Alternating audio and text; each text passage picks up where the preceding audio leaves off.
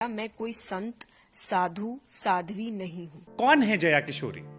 सब है जया किशोरी।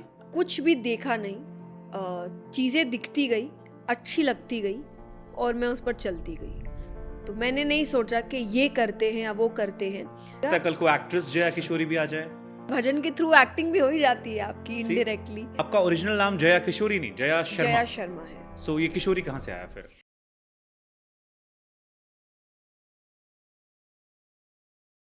जया जी, मेरा सवाल आपसे है क्योंकि आपकी पर्सनैलिटी में बहुत सारे शेड्स हैं और जब मैं आपका इंटरव्यू करने वाला था तो मुझे समझ में नहीं आया कि मैं किससे बात करने वाला हूँ। एक कथावाचक से, एक साध्वी से, एक मोटिवेशनल स्पीकर से, एक लव गुरु से, एक सोशल मीडिया इन्फ्लुएंसर से, एक सिंगर से।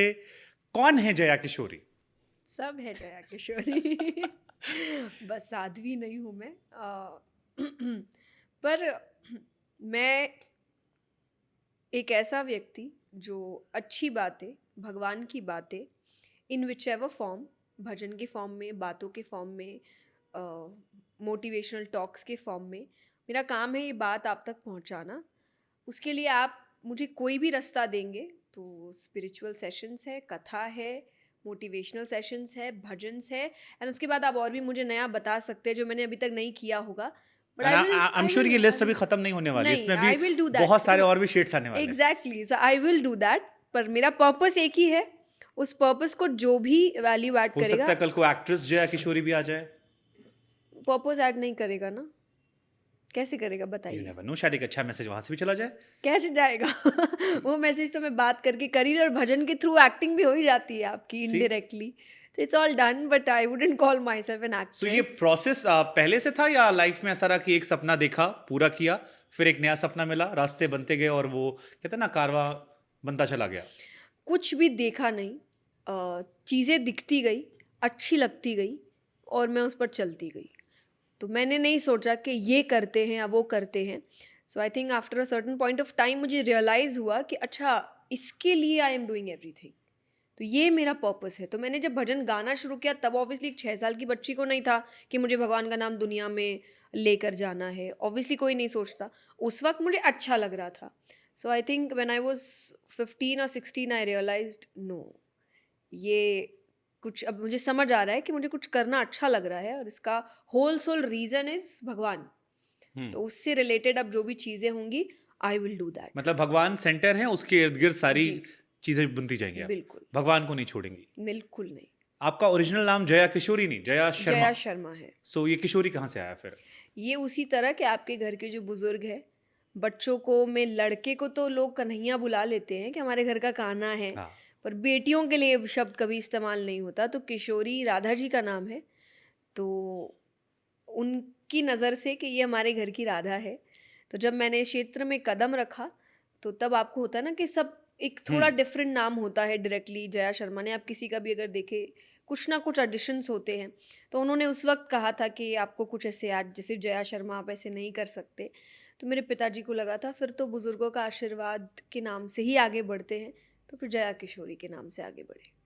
ये सब प्लान था या बस होता चला गया? क्योंकि सब होता चला मैं कई बार जैसे जब बॉलीवुड के सिंगर्स का पॉडकास्ट करता हूँ मैं या उनसे बात करता हूँ मैं, तो पता लगता है कि आदित्य सिंह बिष्ट बादशाह बन गया, अच्छा, जया शर्मा जया किशोरी हो गई। एक अच्छा नाम लगता है, सरनेम में जो आ रहा है इम्पैक्ट अलग पड़ता है। सो ये एक प्रोसेस था, एक टीम का पार्ट है अभी भी आपके साथ? नहीं, हमें तो कुछ या भी नहीं इंडिविजुअल पता आपका होता गया? क्योंकि ये आपकी जर्नी बड़ी इंस्पिरेशनल रही है, आपकी पुरानी तस्वीरों से लेकर जब हम नई तस्वीर तक पहुंचते हैं सो हमें बहुत सारे शेड्स, बहुत सारे चेंजेस नजर आते हैं और बड़ा अच्छा लगता है। लोग मतलब काफी इंप्रेस होते हैं लोग कि यार अच्छी जर्नी है।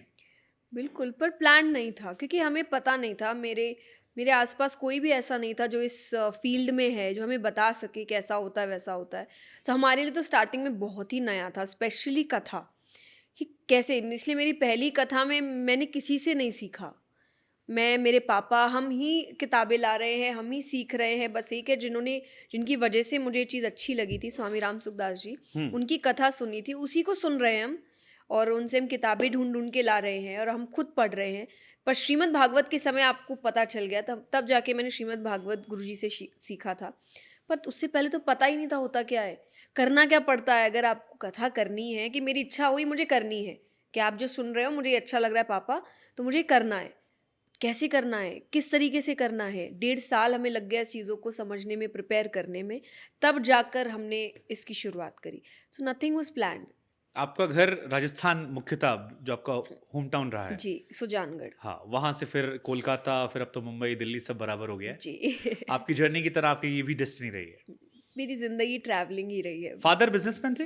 नहीं, फिर जॉब करते थे, जॉब करते थे। फाइनेंस हाँ, का। यही मेरे मन में सवाल था क्योंकि व्यासपीठ पर मैंने जैसे कई सारे लोगों से बात की और कई सारे ऐसे लोग जो पीढ़ी दर पीढ़ी काम करते आ रहे हैं। कई बार उन्हें शिकायतें भी होती हैं कि ये हमारा खानदानी रहा है, हमारी 30 पीढ़ियां 35 पीढ़ियां इसी काम करते आ रही हैं और अब कई नए लोग आ रहे हैं सडनली। तो ये व्यासपीठ का इंटरेस्ट आपका था, फादर का था? अगर आपका था तो ये कहाँ से इंस्पायर हुआ? बिकॉज आई डोंट थिंक 6 साल में मुझे याद भी नहीं है कि मैं क्या कर रहा था। नहीं, 6 साल की उम्र में मैंने कथा नहीं करी, तब मैंने भजन गाए थे।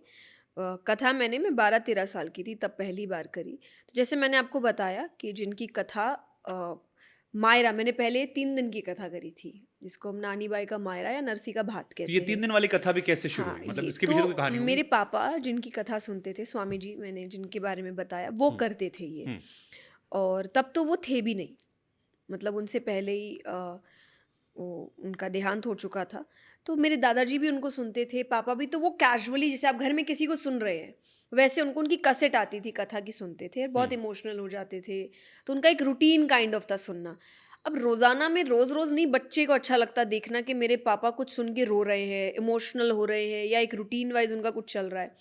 तो एक दिन मैंने पूछ ही लिया कि चल क्या रहा है, ये क्या सुन रहे हो, मुझे सुनाओ। उससे पहले मैंने भजन शुरू कर दिए थे, मेरी रुचि भगवान में थी, मुझे अच्छा लगता था भगवान के बारे में जानना। तो उन्होंने मुझे थोड़ा सुनाया, और इसीलिए मैं कहती हूँ कि it was all destined for me, कि मुझे इतना नहीं समझ आया था सुनने के बाद भी कि ये कोई कथा होती है, ये क्या है। मैंने बस इतना बोला, करते हैं, अच्छा है।